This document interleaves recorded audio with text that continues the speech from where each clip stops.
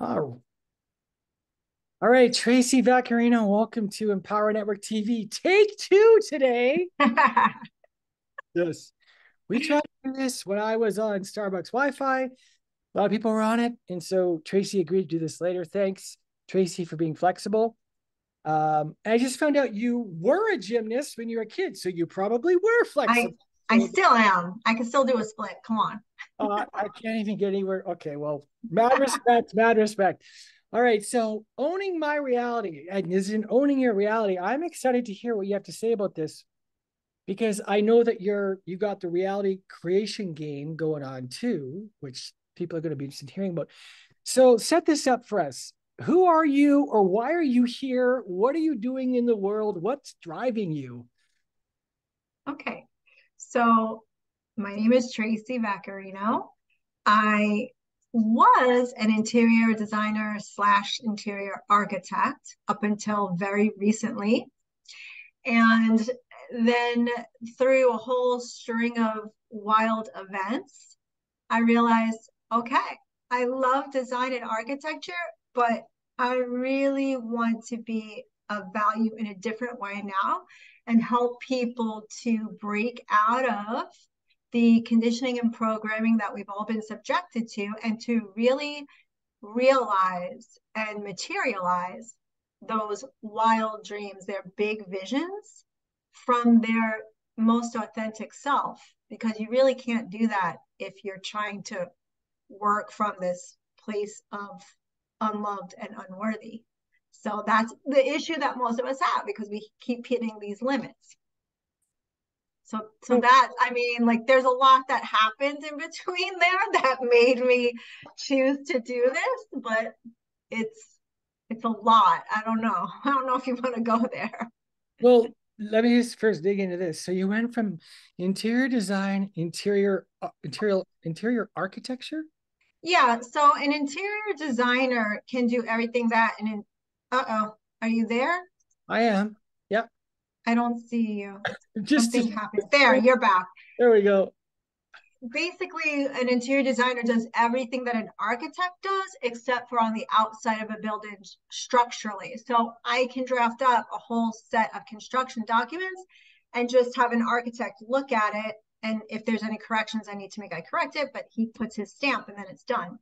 Okay. So basically, I'm working on the inside of houses and buildings. And now you're working on the inside of people. And so you're creative.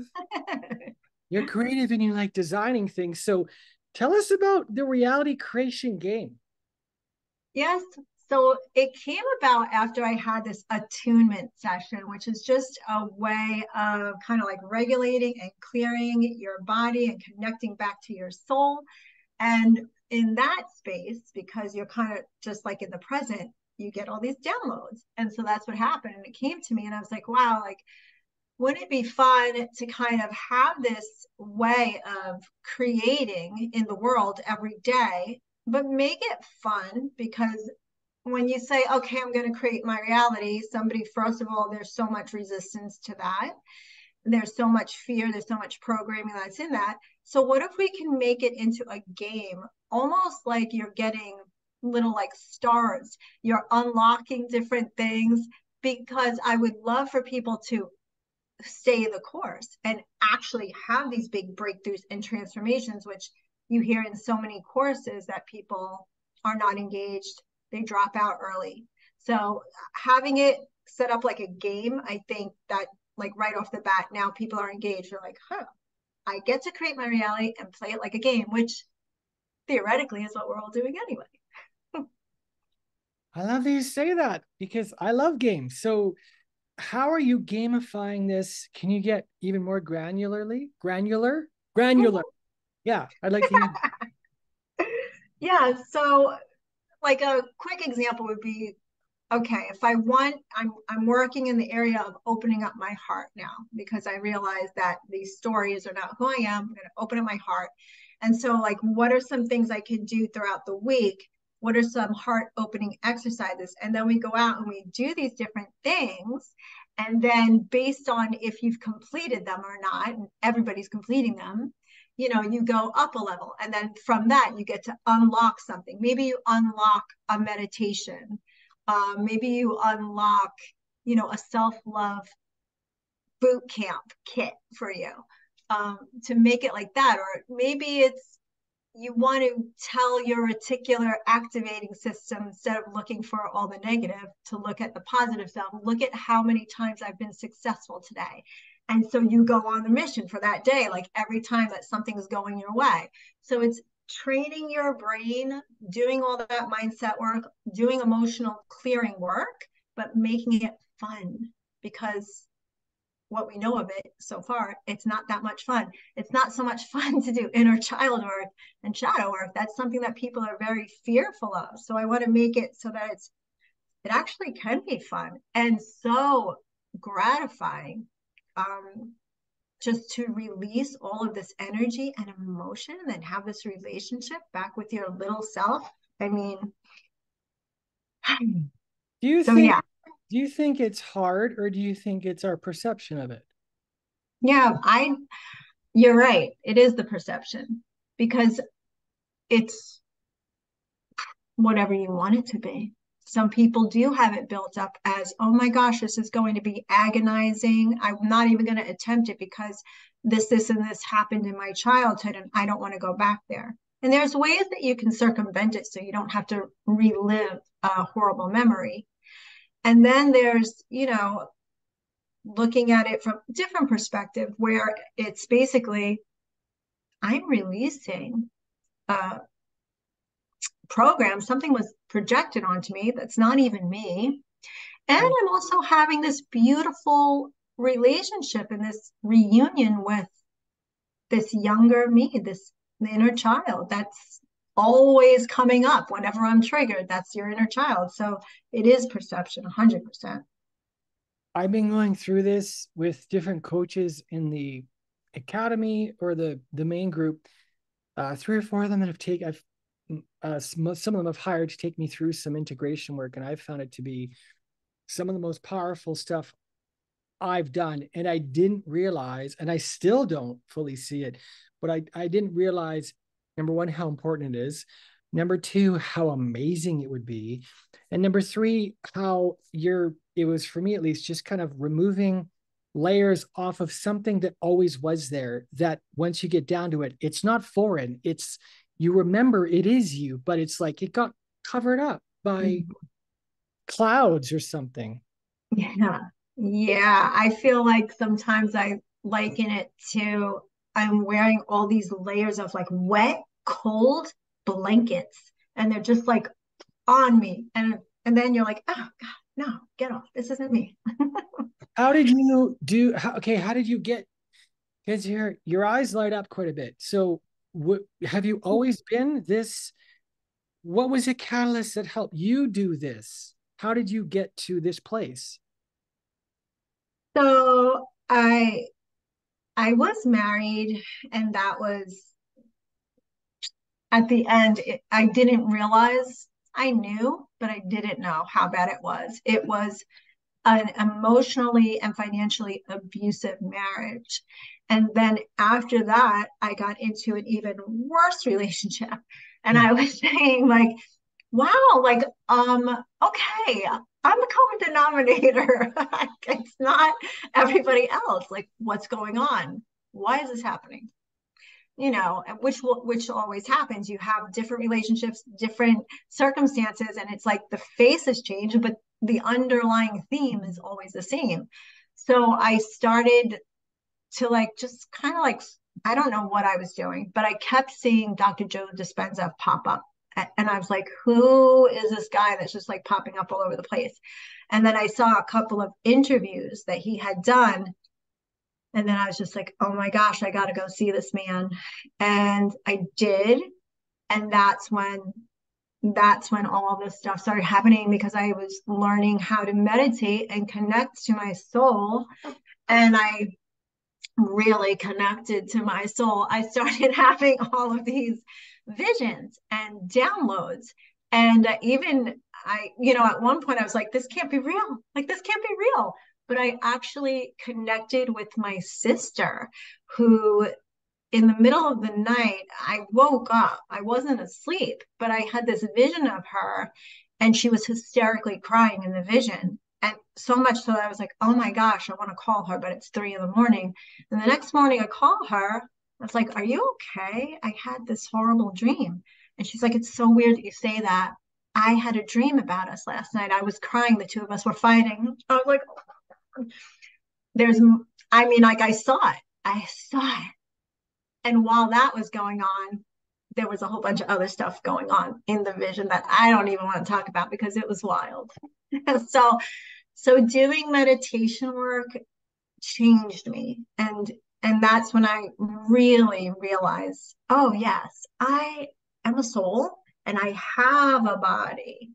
I am not my thoughts or emotions. I am not this being who I think I am, living my life by a projected version of me, projected from people who had a version, projected onto them, so on and so on. So that's what was the catalyst, really. I was just like, oh my God, a whole new world opened up.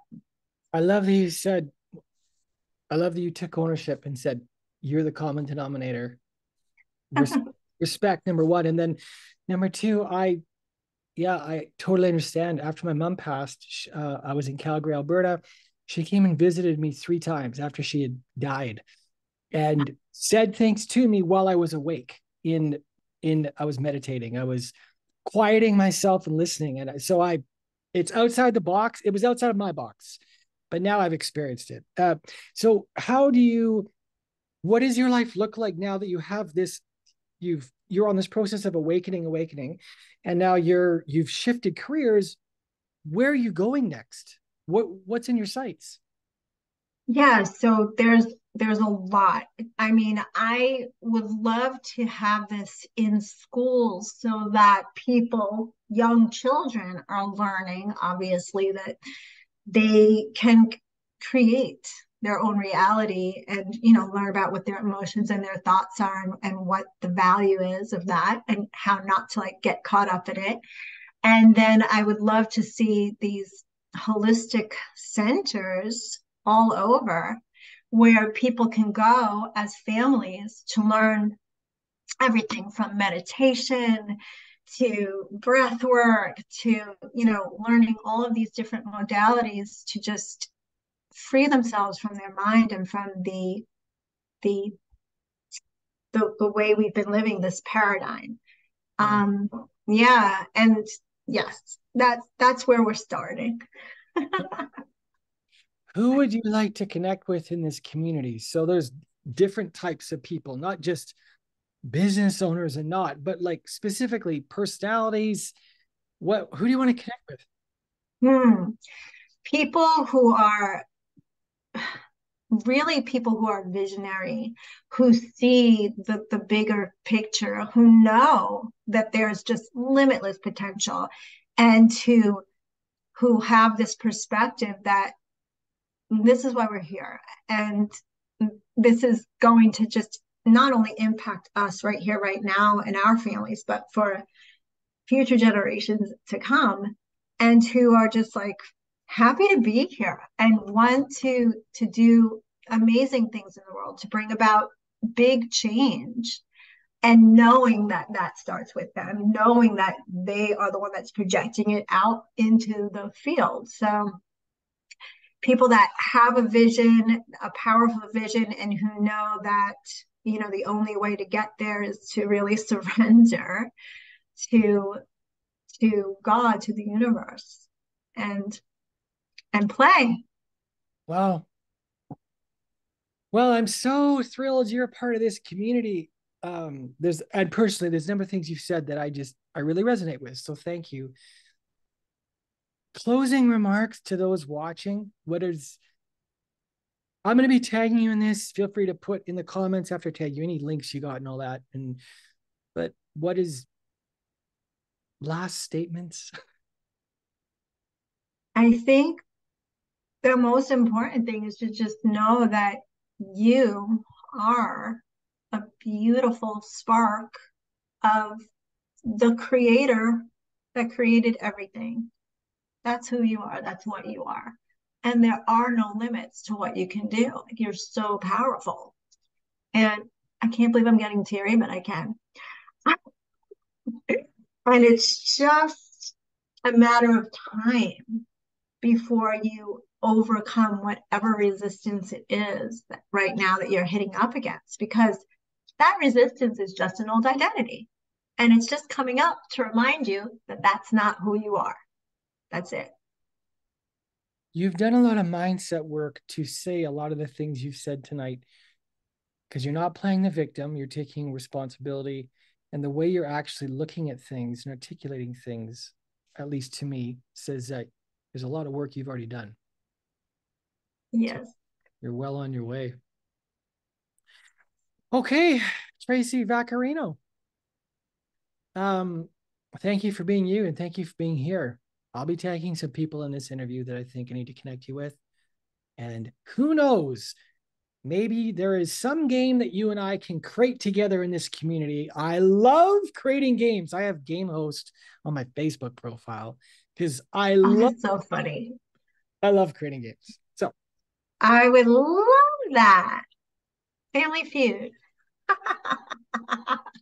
how does Family Feud work again? What is it? Just two sides, and then There's they two sides. And then they go up and they have a question, and then like the majority, whoever gets like the highest one that most people said, then their side goes. fun. Okay, Yeah. I have to visit a version of that. Thank you for being on today. If you've been watching Empower Network TV or listening to this, Tracey Vaccarino, if this resonates with you, please reach out to her, connect with her. She'd love to connect with you. And Tracey, I'm going to end the broadcast here. Thank you so much, Amos.